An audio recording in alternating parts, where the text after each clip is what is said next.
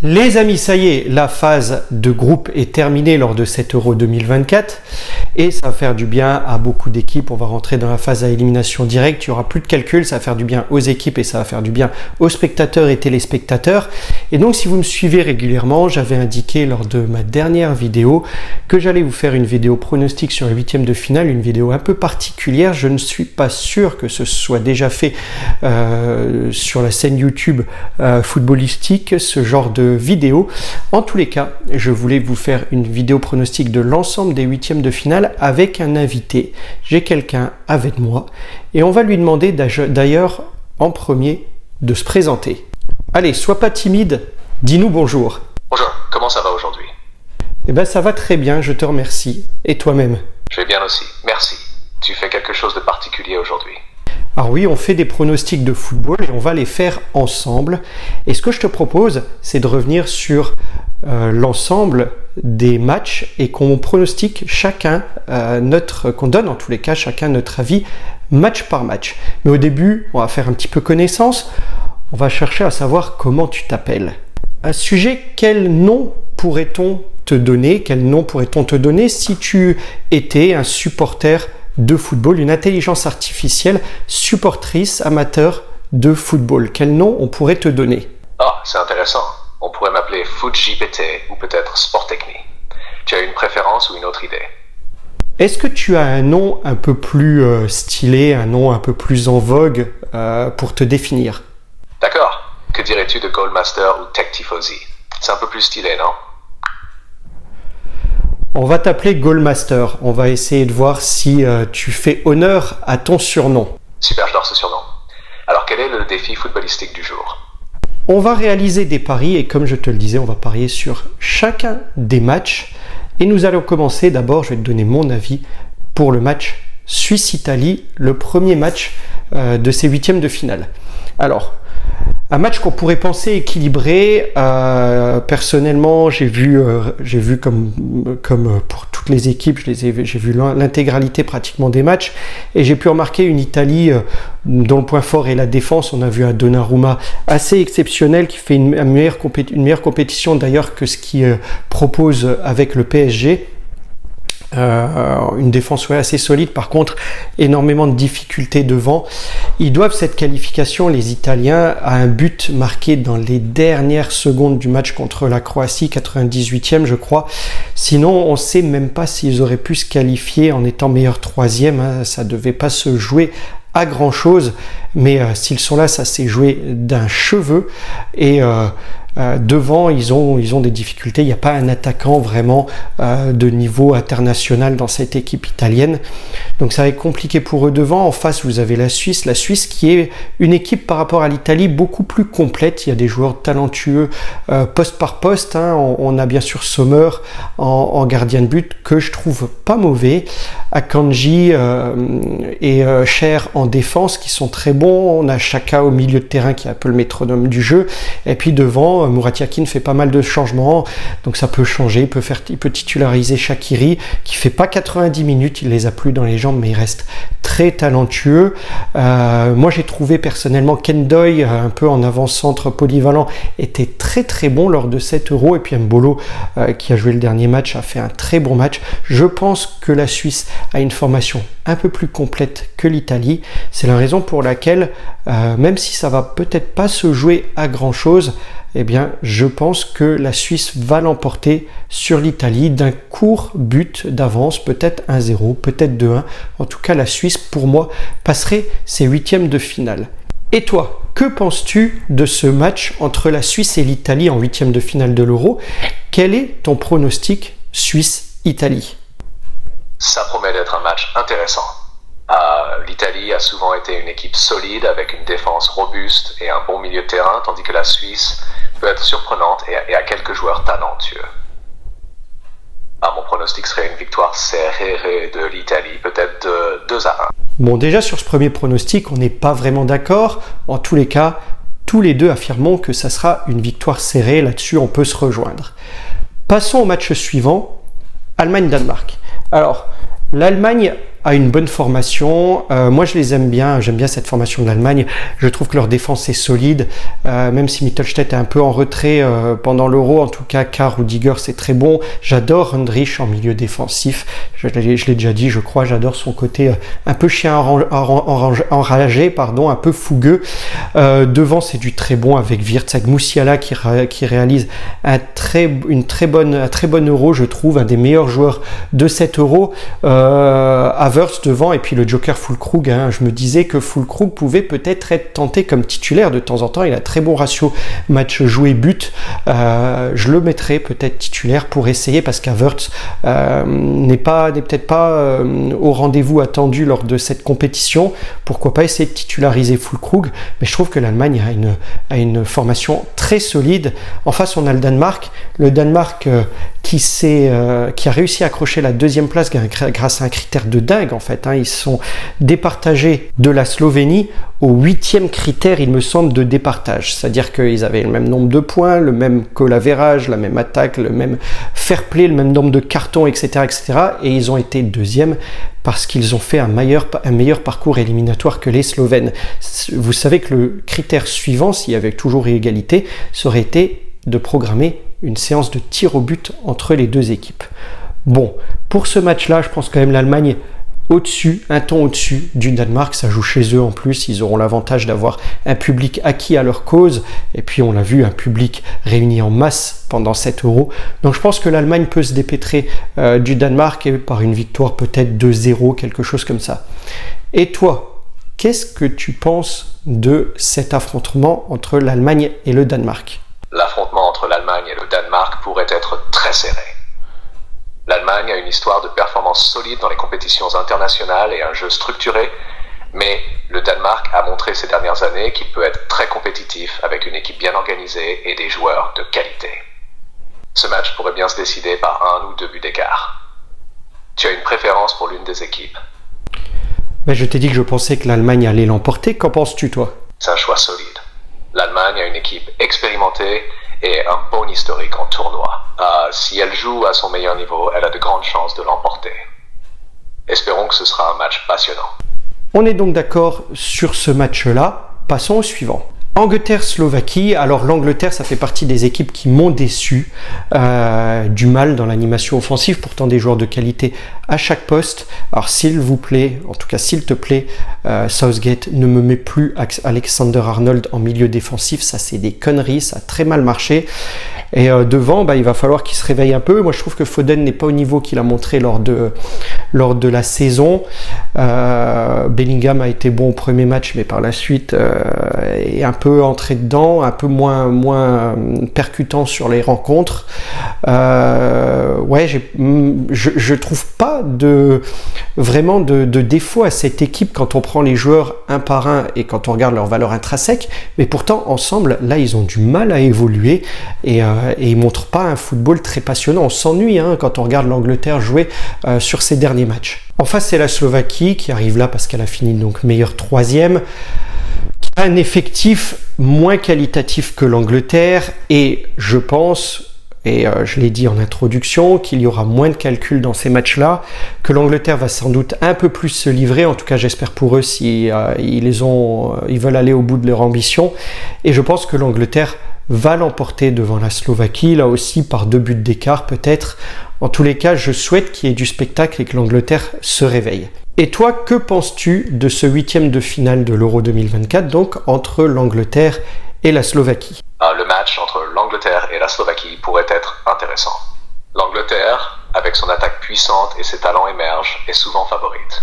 Mais la Slovaquie peut être un adversaire tenace, capable de surprise. Je pense que l'Angleterre pourrait l'emporter, mais il ne faut pas sous-estimer la Slovaquie. Tu as un pronostic pour ce match? Je dirais 3-1 pour l'Angleterre en espérant qu'il y ait des buts. 3-1 pour l'Angleterre, c'est un bon pronostic. Avec leur force offensive, c'est tout à fait possible. Espérons que ce sera un match rempli de buts et de belles actions. L'affrontement suivant, c'est entre l'Espagne et la Géorgie. Alors l'Espagne fait partie des équipes les plus séduisantes de l'Euro. Ils ont un jeu ils ont un effectif complet, un jeu séduisant, des joueurs de talent. À gauche, Nico Williams, à droite, Yamal, ça va vite, ça va en dribble. Pedri au milieu est un très bon joueur technique, talentueux. Fabien Ruiz montre un autre visage qu'au PSG et il est complètement transformé. Derrière, c'est tout bon aussi. C'est l'équipe qui m'a le plus séduit de ce premier tour de l'Euro. Face à la Géorgie, alors la Géorgie, c'est l'équipe qui m'a le plus surpris. Par contre, je ne l'attendais pas à ce niveau-là. Et quand on les voit jouer, mais mes amis, je ne sais pas si vous avez vu les matchs, mais c'est une équipe qui est tout à fait agréable à voir jouer. Devant Mikotadze, meilleur buteur de l'Euro pour l'instant. Kvaratskhelia a réalisé un très bon troisième match et on sait que c'est un attaquant qui peut faire très peur. J'ai personnellement beaucoup aimé Kokorashvili aussi, un peu en dessous, mais leur attaque est très très forte. Et puis ils ont un gardien, Mamadarshvili, qui s'est révélé comme étant le meilleur gardien du tournoi. Il est aujourd'hui à Valence. Peut-être qu'il va signer dans des clubs un peu plus importants à l'issue de l'Euro. En tous les cas, ça peut être le cas de pas mal de joueurs géorgiens. On sait que Monaco piste Mikotadze, mais quand on voit son Euro, on se demande s'il ne peut pas avoir encore mieux. Il a dit qu'il resterait en Ligue 1. Bon, on verra bien, mais en tous les cas, c'est une vraie révélation, cette équipe géorgienne, et en plus d'être surprenante, ils sont vraiment très beaux à voir jouer. Je vous conseille de regarder Espagne-Géorgie. Je pense que pour ce match-là, ils auront quand même du mal face à la qualité de l'effectif espagnol. Je pense que l'Espagne va l'emporter, peut-être 1-0, peut-être 2-1, mais l'Espagne devrait s'en sortir. Et toi, que penses-tu du match de l'Espagne contre la Géorgie lors de ce 8e de finale ? Ce serait un match intéressant hypothétiquement, mais en réalité, la Géorgie ne s'est pas qualifiée pour l'Euro 2024. Donc, il n'y aura pas de match entre l'Espagne et la Géorgie dans cet Euro. Ah, tu n'es pas à jour, Lia. En fait, la Géorgie s'est bien qualifiée et elle va affronter l'Espagne lors de l'Euro. C'est sans doute une des limites de l'intelligence artificielle, mais il y a bien un affrontement entre l'Espagne et la Géorgie. Imagine même que ce soit hypothétique. Quel score tu donnerais à un affrontement entre l'Espagne et la Géorgie ? Ah, je m'excuse pour la confusion. Si c'était hypothétique, je pense que l'Espagne aurait de bonnes chances de l'emporter contre la Géorgie avec un score probablement autour de 3-0. L'Espagne a une équipe forte et bien équilibrée, tandis que la Géorgie pourrait trouver difficile de rivaliser à ce niveau. Je pense que toi, tu n'as pas suivi l'Euro comme je l'ai suivi. Sinon, tu ne dirais pas ça de la Géorgie qui présente une équipe tout à fait séduisante. Bref, tu vois l'Espagne devant, moi aussi, mais je les vois par un score beaucoup plus serré que tu ne le vois toi. Passons au 8e de finale suivant, très intéressant, France-Belgique. Alors là aussi, j'espère que la France va se réveiller un petit peu. Bon, ils ont un jeu de qualité, on le voit qu'en défense c'est bon, en milieu c'est bon, c'est l'attaque qui manque de réalisme. J'en ai fait une longue vidéo, je ne vais pas revenir forcément dessus. Mais j'espère qu'on assistera à un réveil devant des Français, parce que pour l'instant, je ne veux pas être médisant, mais ça me rappelle la Coupe du Monde 2002 devant. Alors on est passé le premier tour, contrairement à la Coupe du Monde 2002, mais en 2002 on avait Trezeguet et Henry, et on manquait de réalisme. Je me souviens de balles qui passaient à côté, de poteaux transversales, qui ont fait qu'on n'a pas transformé les occasions, on est passé à la trappe. Et là, le premier tour me fait vraiment penser à ça. Bon, on sait qu'en phase éliminatoire, ensuite, en phase à élimination directe, les Français ont tendance à se réveiller, donc j'espère qu'ils vont se réveiller, parce que sinon, derrière, c'est plutôt bon. Kanté, c'est tout bon, Rabiot, c'est tout bon, la défense est bonne, Maignan fait un Euro très très bon. C'est bon, donc on verra, ça dépend s'ils arrivent vraiment à se bousculer. En face, il y aura la Belgique. Alors la Belgique, je suis content que Tedesco, l'entraîneur, apprenne des matchs que son équipe fait. En même temps, c'est son job, mais je vois un entraîneur assez intelligent, parce qu'au premier match c'était pas du tout ça, la Belgique, et puis on voit qu'ils se sont un peu améliorés par la suite, même si ça reste perfectible. Quelques commentaires sur sa formation. Alors oui, il faut laisser Vertonghen en défense, ça c'est sûr. Ils ont une défense quand même assez correcte, et Castells fait un très bon Euro. Il a bien pris la relève de Thibaut Courtois. Milieu, Onana, et s'il te plaît, Tedesco, mets-moi Tielemans. Ça n'a rien à voir quand c'est Mangala, il n'arrive pas à se coordonner, Onana Mangala. Donc Tielemans, il faut le mettre, il faut le laisser. Il n'était pas là au premier match. Ensuite, Tedesco a appris justement de ça. Il a vu que ça ne fonctionnait pas. Laisse Tielemans. Devant, Doku à gauche, c'est pas mal, ça va vite, ça dribble. À droite, c'est plus difficile. Trossard est meilleur pour moi à droite, mais il fait pas un bel Euro. Il était bien meilleur avec Arsenal durant cette saison. Il a été remplacé au deuxième match par Luke Bacchio. C'était pas trop mal et Trossard a été meilleur quand il l'a remplacé que s'il avait été titulaire. Mais à droite, c'est compliqué, ça penche plutôt sur la gauche, le jeu de la Belgique. Devant, De Bruyne, on voit qu'il est un peu cramé, il a un peu du mal. Alors il essaye d'haranguer tout le match ses coéquipiers, on voit qu'il a envie, mais il semble un peu cramé et Lukaku est un peu bien seul devant. Je sais pas, si je devais peut-être donner un conseil à Tedesco, c'est peut-être de jouer avec un attaquant de soutien, Lukaku, pour apporter un peu plus de punch en attaque, peut-être Openda, je sais pas, échanger un peu sa formation en passant à 2 attaquants. Bref, la Belgique, le dernier match, ils étaient aussi en train de faire des calculs. Alors, est-ce que c'est très révélateur? Ils étaient aussi en train de faire des calculs pour se qualifier. On va peut-être voir un autre visage en 8e, mais j'ai l'impression quand même que ils exploitent tout leur potentiel et que ça va être plus compliqué pour eux que pour les Français. Raison pour laquelle je vois une victoire des Français. Un petit 1-0, un petit 2-0, ça passerait bien. Si Tedesco peut encore faire des erreurs et ne pas écouter ce que j'ai dit, ça m'arrangerait. En tout cas, moi je vois la France devant lors de ce match-là et je vois peut-être une France qui se réveille à ce moment-là lors de cette phase à élimination directe. Et toi mon ami, que penses-tu du 8e de finale de l'Euro entre la France et la Belgique cette fois-ci? France contre Belgique, ça serait un match épique. Les deux équipes ont des joueurs de classe mondiale et un style de jeu attrayant. Ça pourrait vraiment aller dans les prolongations ou même au tir au but. J'aurais du mal à choisir un vainqueur, mais je m'attends à un match très serré. Ok, un match serré pour toi, on verra bien, j'espère qu'on évitera les tirs au but. On sait qu'on n'a pas été bon ces derniers temps, maintenant Maignan est peut-être meilleur que Loris sur les tirs au but, c'est intéressant ta vision. Moi je pense qu'on va échapper aux tirs au but sur ce match-là et qu'on se qualifiera durant le temps réglementaire. Portugal-Slovénie, match suivant. Alors le Portugal, je pense pas qu'on peut le juger sur le dernier match. Ils ont perdu face à la Géorgie, mais c'était plutôt l'équipe B. On voit que sur les premiers matchs, ça a été pas mauvais le Portugal. Ils ont su emballer les rencontres avec des choix forts de la part de l'entraîneur, notamment de titulariser Ronaldo, une défense, et je l'avais dit pendant mes vidéos, où on a mis Pepe en taulier, et c'est pas plus mal, je le pensais pas, franchement, mais à culpa, je pensais pas que Pepe serait encore à ce niveau-là, et surtout qu'il serait titulaire, mais ça marche bien. La Slovénie en face, c'est 3 matchs nuls, et une équipe que j'ai trouvée plutôt ennuyeuse, faut pas se le cacher, même si ils ont un duo d'attaque plutôt pas mauvais, mais je l'ai trouvée assez ennuyeuse dans le jeu. Donc je pense que le Portugal peut aisément finalement se sortir de ce piège-là, prendre son envol et peut-être retrouver la France en quart de finale. En tous les cas, moi je vois Portugal l'emporter 2-0 dans cette rencontre. Et toi mon ami, pour ce 8e de finale entre le Portugal et la Slovénie, qui vois-tu remporter cette rencontre? Pour ce 8e de finale hypothétique de l'Euro 2024 entre le Portugal et la Slovénie, je vois toujours le Portugal comme favori pour remporter le match. Ouais, on voit que tu n'es pas très à jour, puisque finalement, c'est pas hypothétique, mais c'est un 8e de finale qui va vraiment avoir lieu. Ah, je vois, merci pour l'information. Dans ce cas, c'est génial de savoir que le match entre le Portugal et la Slovénie va vraiment avoir lieu. Ça promet d'être passionnant. Alors, le match suivant entre la Roumanie et les Pays-Bas, et bien là, mes amis, la Roumanie a fait une très bonne impression. Ils ont finalement des jeunes qui montent en Roumanie, et j'ai été plutôt impressionné. Alors, j'ai pas vu leur premier match, c'était un match à 15h, mais j'ai vu les matchs suivants. Ils m'ont plutôt impressionné dans le jeu. Je pense qu'ils sont en nette progression, la Roumanie. Ils affrontent les Pays-Bas, et les Pays-Bas, pour moi, les Pays-Bas, un jeu vraiment ennuyant.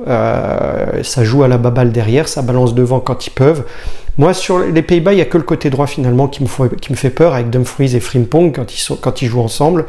Le reste, Xavi Simons qui se balade un peu de manière latérale, gauche-droite, ouais, ça peut être un électron libre qu'il faut surveiller.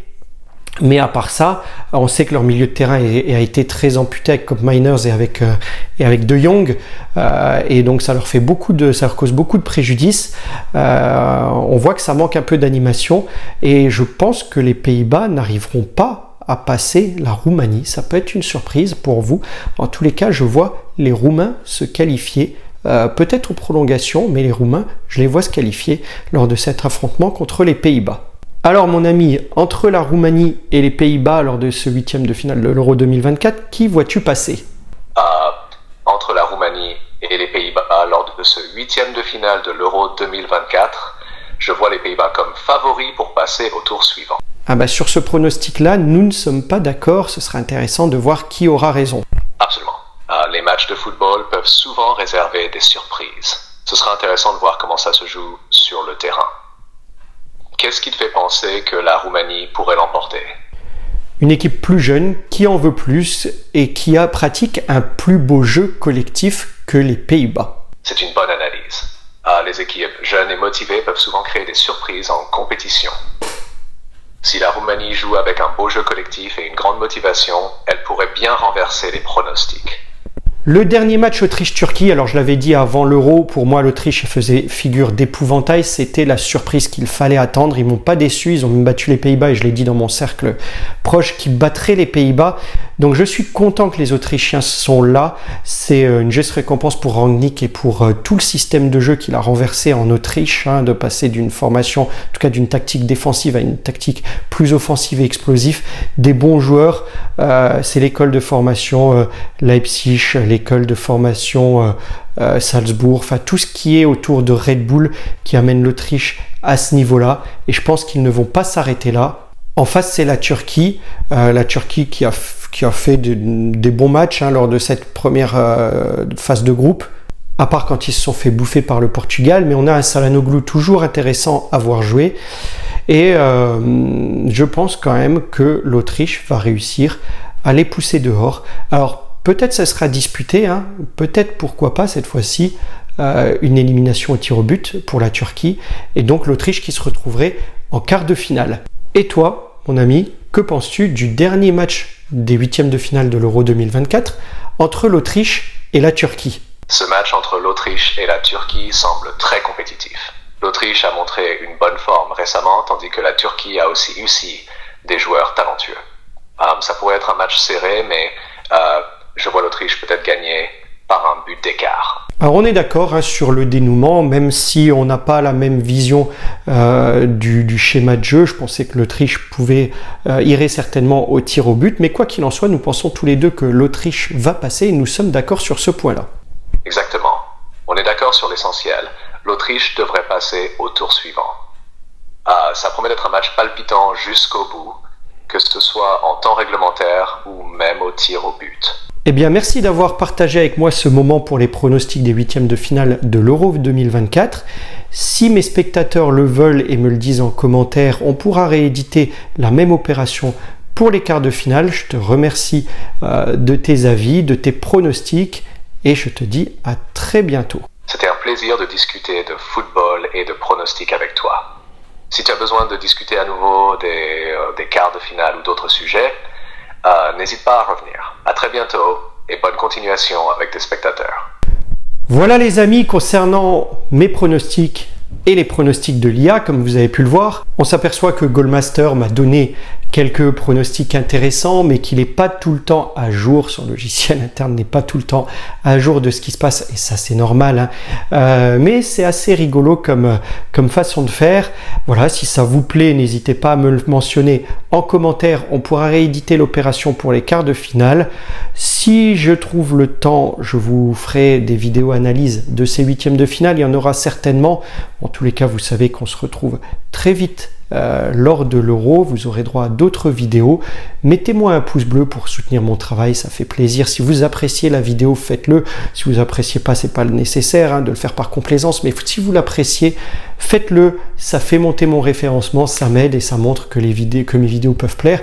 Vous pouvez la commenter, me donner vos pronostics à vous également dans les commentaires des différents huitièmes de finale. On verra s'ils rejoignent mes pronostics à moi ou les pronostics de Goalmaster, qui sera le plus proche. Et puis ça me permettra de les inscrire, d'inscrire vos pronos pour voir si vous avez été proche de la réalité quand on déroulera les huitièmes de finale.